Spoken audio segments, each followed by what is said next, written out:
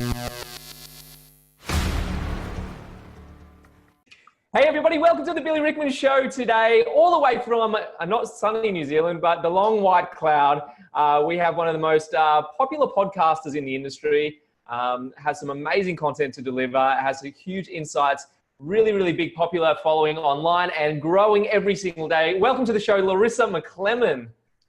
Thanks, Billy. Thanks for having me. And it is sunny in New Zealand today, just saying. Just today. Just today. That's the state of it. So we've actually done a Facebook Live together, and I was lucky enough to come on your podcast a couple of weeks ago, which I believe is going to be live soon. But I wanted to get you on mine because I know a lot of my audience, especially on my YouTube channel and also on my podcast as well, every single time I speak to them or engage with them, I'm like, so who else do you listen to? Who else do you follow with their content online? And almost certainly the next name that will follow will be yours. So why don't we start there? Why don't we tell everybody a little bit about your background, your experience, and the direction of your business now and what you're doing? Okay, cool. Well, first of all, I am a qualified stylist and I was a business owner for 20 years. I started my business at 20, which means, of course, that I sold it turning the great old age of 40. I think I had a bit of a midlife crisis. I turned 40, the business turned 20, and I kind of took a stock hold of my life and thought, what am I going to do for the next 20 years? I've invested 20 years in running a salon. I had 30 awesome women working with me, and I'd really stepped into the CEO role and stepped away from operations completely, which allowed me to start a new business. Crazy idea that it was, but it did give me some insight into what could possibly be for the future and how I could support the industry, not just local clients and a local team. So decided to sell. It was the worst and the hardest and the biggest decision ever. But the worst? Why the worst? No, it was the worst decision. It was the worst experience, not the worst decision. Best decision, worst experience. It was one of those things that's the best and the worst. It was an awful experience, but it was great. Do you know? Well, 20 years is a long time for you to put your heart and soul in something. It's almost like breaking up or leaving a marriage, right? It was like getting a divorce to 30 women, and plus that's without even kind of talking about the clients. So no, I'll rephrase that. Best decision, tricky experience, but I learned a lot, I learned a lot, and that was 6 years ago, and that did drive me to where I am now. So I spent a couple of years doing social media consulting and done for you services, and then I eventually stepped into the software world, which I've always had some background. I worked with Shortcuts and I worked for a period of time with Katoomba, and then finally landed on my feet with Timely, and I just became obsessed with digital marketing, social media marketing, and driving clients to actually make a booking. Like, how do people, we can grow a following, but how do we actually get them out of the social media land and into the chair? And I became obsessed with this. And anyway, that sort of obsession led to starting the Salon Owners Collective. And so now I run a coaching program called Freedom and Profit, which helps people get away from daily operations and into actually being the CEO of their business, awesome, creating more freedom and more profit inside of their business. But also that obsession around social media, building a following and turning likes into bookings has led me to the messenger world. Yes. So now also I have Salon Bot. Yeah, awesome. We'll obviously definitely touch on that. You and me are two kindred spirits when it comes to bots. So we'll talk about that in a second. But let's see if we can just backtrack. And so what was the year when you sold your business? Right at the end of 2012. Okay, end of 2012. 19th of December, worst day. Good Christmas present? Yeah, crazy. So it's 2012, we're 4 years after the GFC. I think in the last, it's hard for me to say this because I haven't been in the industry 50 years, right? But in my sort of 12 years in the industry, I think in the past 5 years, the industry has changed so much. I think the industry has changed drastically more in the last 5 years than it did the 5 years before that, right? And I can't say for New Zealand, but I can certainly say within the industry in Australia, and maybe you'll give us some insights in that. But I want to go back to 2012 a little bit. What was the state, and then we're gonna move through the years if we can. What was the state of the industry in 2012 when you started coaching? Well, it was actually a different landscape, to be really honest, in terms of how we attracted new clients, how we, as business owners, operated inside of our business. And also, it was in the earlier stages of information being available to us. And now it is so available to us that I think as an industry, we've really taken a leap in realizing as a business owner, there's a role to play as a business owner and how we can find that information to step into being that. Like a majority of us, like myself, came out of a job. I mean, I fell into owning my business because I couldn't find a job that I wanted, that I liked, that kind of aligned with what I was looking for. And then I thought, well, I'll just go and do it myself. And it was complete ignorance that got me there, thankfully, because otherwise if I'd known what I was going to get myself into, I would not have done it. So, we fall into business often, and we're not, we don't have business experience in the background. We haven't been to a business course or university to learn these skills, and we start as a technician in our business, and then we're like, hell, we have to learn how to be a business owner. And so I think then, there wasn't the resources that we could have available to us to learn the things that we needed to learn. So I think progress in growing our business was quite different. And that's, like you say, that's only 6 years ago. Yeah. And we were at this crossroads of how we market ourselves. Still a little bit of the old way, and still really figuring out what is social and digital. What does it mean to us as an industry? Well, you say it was 6 years ago that people were still trying to figure it out. But you know what? Like, I've engaged with so many salon owners. Obviously, we've got the event coming up, Salon Growth Con, and I've engaged with so many salon owners in the past, let's call it 3 months. There are still people who are just still not sold on Facebook. Like, don't even talk about Instagram or any of on YouTube or Snapchat or any of the other profiles or platforms that are coming out. They're still not sold that Facebook is a good thing for their business. Mm-hmm. And I'm like, what are you doing for marketing right now? They're like, we have a local newspaper and we dropped some flyers off and things. I'm like, oh my God, I just can't believe it. So what do you see then? So you obviously have exposure to a lot of salons. Where do you see the gap in terms of salons that are succeeding and salons that are not? Do you think it is purely about marketing? Do you think it's more operational? Do you think it's more of a combination of two? So obviously, even as a coach for myself, I have coaching clients that are doing just insane. And then you've got other ones you constantly have to hold their hand and push them along, and they're not getting those same results. What do you think is the key difference between those two types of salon owners? Okay, so if we're talking about the business owner and how the business owner operates and the sales and marketing element, the first one I think that often holds salon owners back is actually just the overwhelming amount that there is to do when you are stuck doing client work. Like somewhere in the line and I remember being like this myself, there's somewhere in the line we haven't twigged to that there are two roles here. There's a role called a stylist or a therapist, that you do the work, you service the client, and you care, and you make the sales. And then there's this other role called a business owner that runs the business, runs the HR department, runs the marketing department, and does all the things. And then we wonder why we're stressed and overwhelmed, because we're 40 hours doing the client work and nobody's running the business. Well, we're trying to run our business in our cancellation gaps. We're squeezing our business into the 1 hour gaps or the 15-minute gaps. And then we're wondering why we're feeling stressed and awake at night. So we haven't had this mental shift that actually there's two jobs here. And as soon as I bought a business, I'm either doing one job or the other. It's challenging to do both. And in terms of attracting clients, like that's a huge part. I think we don't put on the hat and realize that as soon as you're a business owner, you are the marketing department. There needs to be a marketing department. You need to be you need to have this role called client acquisition, drawing clients towards your business. And people are still posting on social media because everybody else is doing it, and they realize that there has to be done, but they haven't realized that the purpose is not to keep our existing clients informed and happy, although that's a great side bonus.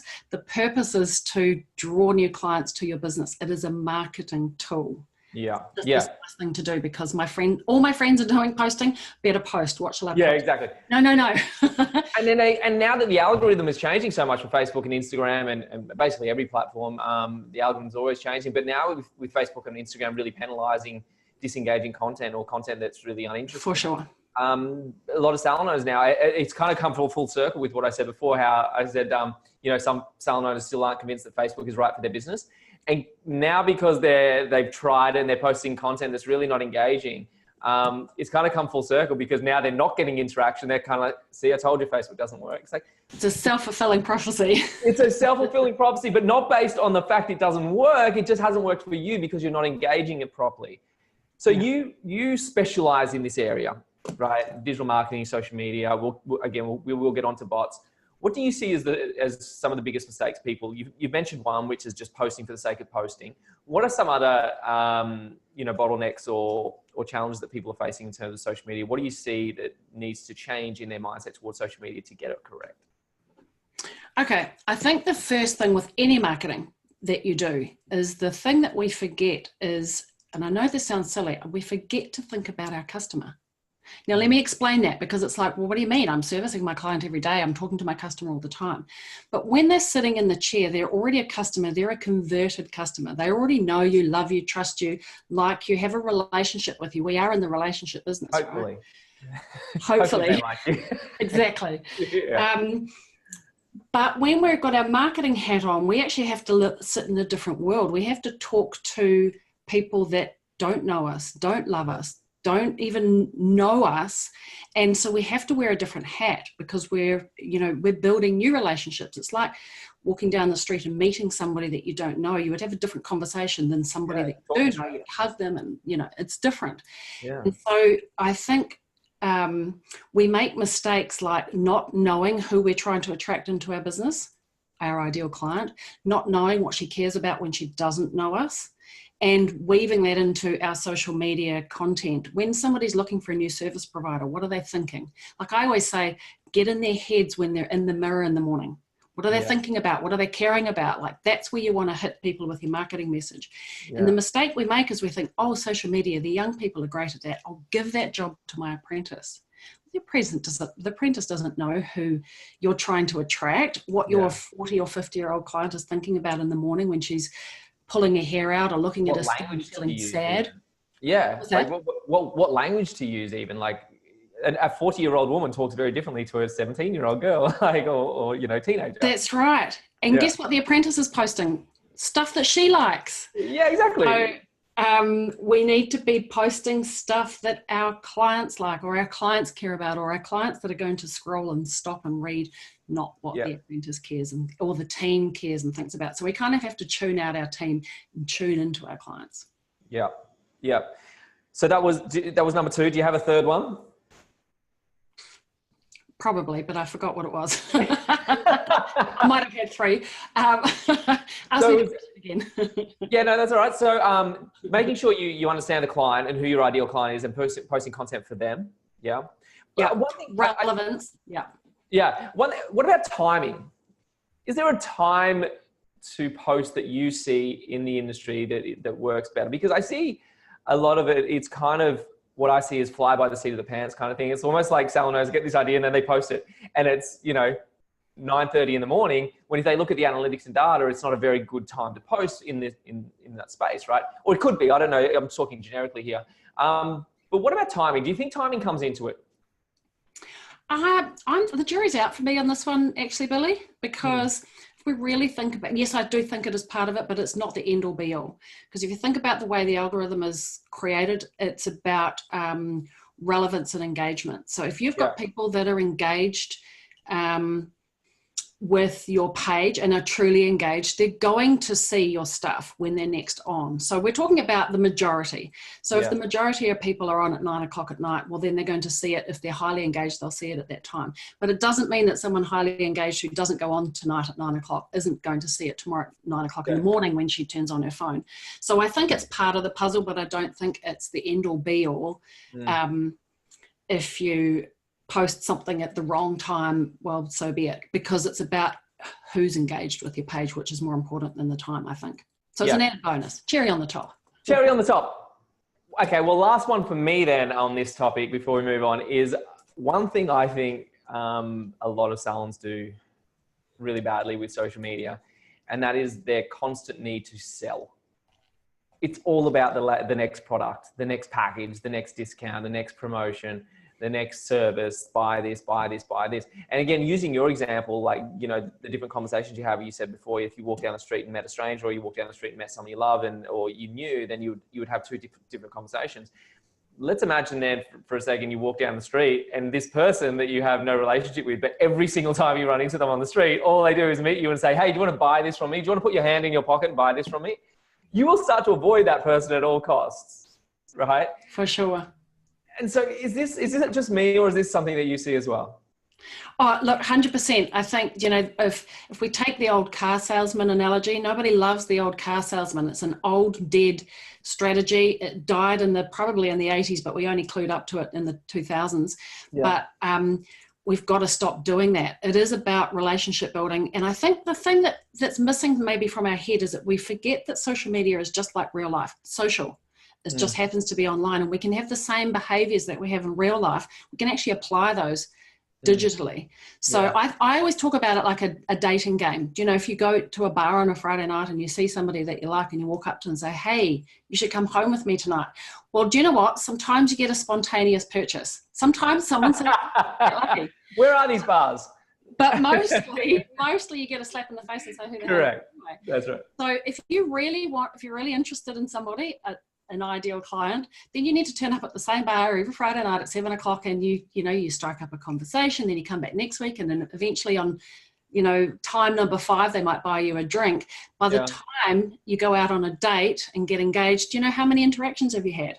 Yeah, exactly. So and you have to, like you said, in that conversation, eventually though the conversation won't be enough. It's what is the content of that conversation? It's not good enough anymore. The first time, if you just go up and say hi, she might find it, he or she might find it charming and interesting, and she might find you good looking or whatever the case may be. But over time, there actually has to be some substance. And I think it's a great metaphor, because then you look at that social media content that we were talking about before, about creating engaging content. Are you just posting for the sake of posting? Because what that is like is just, this person's just talking to me every time I come here, and I don't want to come here anymore because they're just talking. I'm not interested in what they're saying.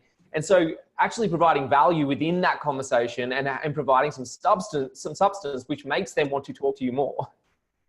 So here's my pet hate, right? And this is the same in real life or on social media, is we all over ourselves. So we talk about ourselves. Yeah. We are great at balayage. We are good at this. We won an award. We have a package, and we just go we. Like if in a real life at a bar and you just stood there and talked about yourself the whole time, then my phone. That's kind of off-putting, right? So we don't want to talk about the people. If we want to have a real, true, engaging conversation, not only is it a two-way conversation, you ask people questions about themselves, you find out more about them, and it's a different conversation. So I think the same with the stuff that we're posting. If we're just talking about ourselves all the time, it becomes super boring to the end user, and they tune off and scroll on by. Yep. So that's why relevance is really important. You've got to be relevant to the people that you're wanting to attract. Talk about stuff that they like or they care about or wanting to know about. Yeah. That's a bit of a flip. I couldn't agree more. And I love that wing on yourself, not the wing. We'll just edit that bit out. Someone will grab that as a soundbite and go, did you know this about Billy? No, but I think it's so true. Like I know enough girls to know even what girls talk about, and if they were talking to somebody or a guy and they're single and whatnot, and they come away and I say to them, how was that conversation? They go, oh my God, they just didn't stop talking about themselves the whole time. Yep. You're so true. Like it's super off-putting. And even, going back to to social media posting again, like the different types of imagery we use, when I split test all my ads with my coaching clients and we use different ads, the ads that convert the most are the images that look like your ideal client. Yeah. Because they want that ad to be about them. If you're creating ads just saying, I'm the best at this, we're the best at that, and you've got a picture of someone with perfect hair and a perfect body and perfect figure and all the rest of it, that's kind of the same thing. It's like, well, that's not me. They're not talking to me. I'm a little bit uncomfortable with this, and I don't want to do business. I don't want to further the conversation. And so I think it's such an important point to bring up, because I just see it time and time again. But here's again, going back full circle. At the start of this conversation, you said, that one of the things you see in salon owners, and you're one of them, is the overwhelm about having to, oh my God, I've got to do everything.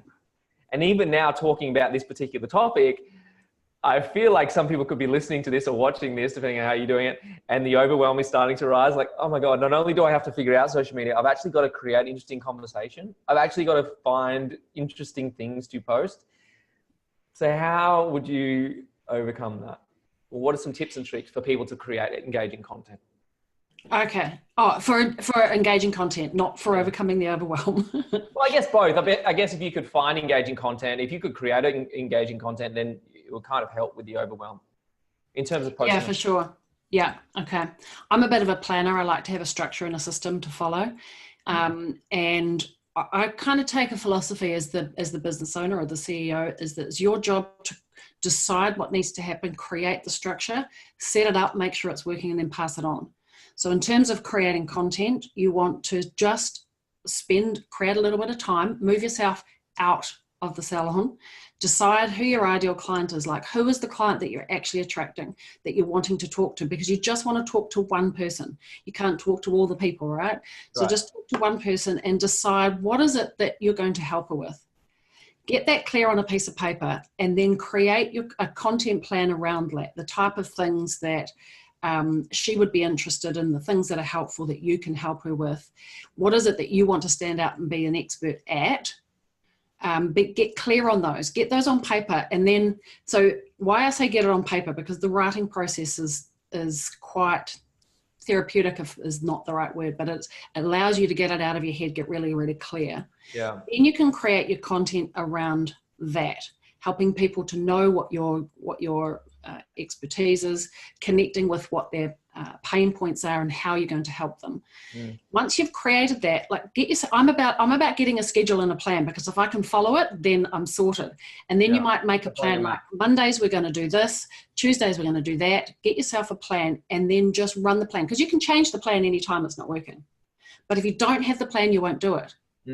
And then I always think, run the plan a little bit yourself. Do it yourself for whether it's a week, 2 weeks, 2 months, until you know what it is and what the feedback is, and then pass it to somebody else. But you've got the plan, you know what works, you've looked at it, you've reviewed it, you know what you're getting engagement with, what you're not getting engagement with, and then find somebody in your team that that you know can connect with that ideal client, that knows how to click and do the socials, and delegate. Yeah, because otherwise I think that's when overwhelm kicks in, isn't it? When you feel like your time is squeezed. Yeah. Like, when I've got to cut hair all day, or I've got to do clients all day, if you're in the salon, if that's what you're doing. And you go, I'm just going to do all these social posts tonight when I go home. And then you go home and all of a sudden the kids are screaming in the house. And then hubby might say, oh, I haven't made dinner yet. Can you make dinner? And then all of a sudden it's 9 o'clock. And you're looking at your laptop and you're looking at a bottle of wine, bottle of wine, and you're like, and you got a bottle of wine, right? And then you can get all sorts of creative, but usually not in the right ways. But I think that's usually what happens with your overwhelm, is when your time is squeezed. And so it's great advice to say, you actually have to actually diarize this. You have to schedule in this time to map and plan your posts. Otherwise, it does become overwhelming. Otherwise, it does become, the content is pretty rushed. It's spur of the moment. It's not engaging. And then it just creates further overwhelm in the future. Yeah, for sure. So talking about then conversations and engagement, how do you find time? I guess this is a perfect segue, because we're talking about time, engagement, conversations. How do we find more time engaging with more people in today's day and age, using a specific strategy that you and I both love, just in case you hadn't picked up on it? Right, good. Cute. I'm a bit of a fan, so as you know, I like structure. I'm a bit of a fan for automating, delegating, and definitely deleting. We have too much crap on our list that we do not need, and that overwhelm sets in when you haven't deleted the stuff. So now that's the byproduct. So automation, I love a little bit of automation to help with progress, momentum, keeping things rolling, because you can't be on all the time. I know that there's a majority of the world that already take their phone to the toilet. Like, we're sitting on toilets doing stuff. This is where we're at now. I would say the majority, Yeah, this is the point in humanity that we've come to. So we are on all the time, but actually we need to not be on all the time. And so we need to automate some of the stuff, because otherwise we're not present with the humans in our lives. We're with our children and we're in our phone, and I can see it in my kids' eyes. They're looking at me, waiting for me. Is she really tuned in? So this is one of the reasons I love automation, is because I want to be on it like water and rice in terms of being present socially, but I also need to be present with my loved ones. So I was super excited when messenger marketing became a thing, because to that messenger, so if we go back to the dating analogy, if we got turning back up at the bar every Friday night, and we start to have, some people pay attention to us and want to have a conversation with us, at some point we're going to reach out to them and have a chat and say, hey, should we get together? This is the same thing that happens in our business, right? At some point, our followers are going to want to reach out to us, and what's happening is the industry's changing. People are messaging us, business owners, via Messenger, whether we like it or not. This is it's the number one growing, instant messaging is the fastest growing social phenomenon, right? So it's overwhelming to have to deal with all of those messages. And why do people want to message us? It's the new phone call. People don't want to ring now. Do you know people ask permission before they ring me? Hey, Larissa, when's a good time to ring? Yeah. But they've instant messaged me to ask me, when can I have a conversation with you? Most of the time we complete the conversation in Messenger. We actually don't need to talk. Yeah. This is the evolving, this is where we're at right now. Yeah. And can I just say on that point though, to some people now who's sitting there watching, but that's crap and you shouldn't be like this, and we need to get back. It's not going back. All right, we just need to be very clear about this. You're not going to convince 8 billion people on the planet. Granted, some are babies and some are old, but let's just collectively speaking, you're not going to convince people who now have something that's made life easier, more convenient, less intrusive, to then go back to a more difficult, harder to reach, less convenient, a more intrusive way of communicating. You're just not. It's here to stay. So you either embrace the tools that we have now and move forward with it, or you just keep complaining about time, things gone by, time gone by. How many people did you say are there around the world? 8 billion. So do you know that 2.2, and it's already increased, 2.2 billion people are in instant messaging every day. That's 25% of the world's population. So, and we're just in the early adoption days of this. Crazy. And if you consider that, I don't even know the numbers, I'm just making them up, but let's say 10% are at an age where they can't operate devices. And then you have maybe 10% on the other end of the spectrum who have probably just a little bit too old to embrace this sort of technology. I hope I'm not offending anyone. I'm just generically broad brush speaking here. And then you have maybe another, 10, 15, 20% of people who live in a such a poor country or in poverty that they can't afford the devices. Then that 8 billion is probably more than likely around 5-6 billion, right? And so then if you take that, it's more than likely up 35 to 40% of the population on instant messenger, which then becomes even more staggering. For sure. Yeah. So the message really is it's happening whether you like it or not. So you kind of want to think about getting on the game. But it does impact our lives, right? When it's one thing to be on it personally, but it's another thing when it's coming at you business wise. So if it's already happening to you and at you in Messenger, then automation is amazing. But then the other opportunity is that when you're out there having these conversations on social media and you're doing engaging posts, I say conversation, but really we're posting. Our opportunity is that we can draw people into a private personal conversation on an instant messaging app by using messenger marketing and AKA bot, and in my world, Salon bot. Yeah. So it's super exciting to be able to, when else have we been able to reach potential clients in such a personal way? Like back in the day, it would have been like going through the phone book and picking up the dialer phone and ringing people. Like that's cold calling. Those days are gone. But like this is the next version of being able to actually personally connect and talk with potential customers. Like that's super powerful. And taking that one step further, it's almost like, going through the phone book, getting a cold call, calling someone, they didn't answer. And then an hour later, they phone you back. But in the old times, you weren't there to answer it. And so you missed the client. But with bots and automation now, they can get a perfect reply. It doesn't matter if they reply back at, at 8 o'clock at night or 2:30 in the morning on a Saturday with a kebab in their hand and, just been out for a boozy night. I don't know what you guys call it over there. We call it a kebab. But, the bot then has the potential and ability to be able to return that phone call, using that example, and be able to communicate in an effective, impactful way that represents your business and your brand in a positive manner. For sure. And also I should just say that it's not really like cold calling, because in fact, for you to be able to message and have a conversation with someone, they've actually already opted in to engage with your business. So you can't cold call. They've opted in. You can't cold call, which is kind of cool. I kind of like that, because there's nothing worse than cold calling. Those days are over.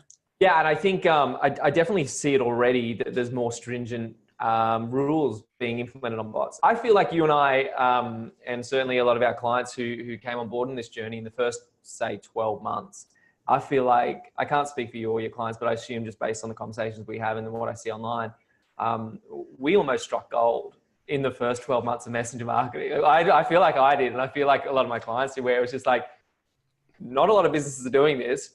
Clients still even aren't aware that it's a robot talking to them. Like the open rates and conversion rates were insane. And even now, 12 months later, they're still just blow email out of the water, but I can sort of see now they're starting to tighten up. And I can see some of the regulations around what's acceptable, what's not, what you can do, what you can't do. It's kind of like not the Wild West anymore. It's kind of like, all right, there's some rules of the game now. But I feel like in the first 12 months, they were like, those 12 months were just nuts for our businesses. Have you experienced the same thing? Yeah, I don't think it's too constraining just yet. I mean, it's like anything in social media where we have to play by the rules. Like that, we don't get to make the rules. We have to just evolve and adapt as things change. But you're so right. We are right at the beginning. Like this is only the beginning. It's going to become part of iMessage, Instagram, it's, WhatsApp, all of those things. We're going to have those opportunities to get into that. So the fact that it's on the Facebook platform for now is just the early stages. And it's going to come to the point where it's a nice to have. It won't be too far away before it's the norm and expected to have. So we're just getting in early. Yeah, and I think I would almost bet my life on this, that at the moment you've got platforms like Facebook and Instagram and whatnot who have a platform, they have an app, they have all these social engagements on there and have all these people on there, and they have automation as a part of the app. I think the next generation, what we're going to start to see is apps that are solely and wholly automation based, that it doesn't have a manual input scenario or a manual input sort of, within the platform. And I think automation is just going to be it. If you're on this, it's businesses doing automation to customers. And then how does, which we won't get into now because we'll talk about it another time, but then how does the whole voice recognition come into automation as well? And how do businesses respond with voice ads with Alexa and Siri and all this sort of stuff? Like this is coming, and we're not talking about, for people listening knowing, oh yeah, that sounds like some futuristic, year 2300 stuff. I'm talking in the next 2-3 years, all of this stuff will be here. For sure. I mean, I don't know if you remember the Jetsons, if you're old enough to think about the Jetsons. Yeah, Rosie. Or even Star Trek. And we used to think that, talking to someone through a screen, like, wow, that's so amazing. Wow. Self-driving cars. We are here. We are in that time. There are self-driving cars. We're talking to people on have we connected? So if we can imagine it now, it will be here sometime in the future. So look, my kids don't even know how to have a phone call. Like I had to teach them how to talk on the phone and have a two-way conversation because they only know instant messaging and they only know about self-driving cars. And we took a car out for a test drive the other day, and you just take your hands off and it parks itself.